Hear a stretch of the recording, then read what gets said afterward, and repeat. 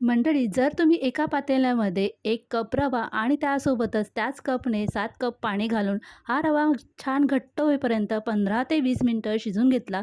रव्याचे हे मिश्रण शिजवताना गॅसची फ्लेम मीडियम ठेवून शिजवायचं आणि अशा प्रकारे तयार झालं, की यामध्ये चवीपुरतं मीठ घालायचं, सफेद तीळ घालायचे आणि आवडीनुसार आपण यामध्ये चिली फ्लेक्स घालायचे आहेत. आणि मिश्रण एकदा परत ढवळून घ्यायचं. थोडीशी बारीक चिरून कोथिंबीर घालायची. मिश्रण तयार झालं, की थोडंसं थंड करायचं आणि प्लॅस्टिक शीटवरती पळीने अशा प्रकारे गोलाकार पसरून घ्यायचं. मंडळी, आपण ह्या रव्याचे मस्त असे पापड तयार करून घेतले. आता हे पापड फॅनखाली 2 दिवस छान सुकवून घ्यायचे, पलटी करायचे आणि कडकडीत सुकले, की तळून घ्यायचे. मस्त असे कुरकुरीत तयार होतात.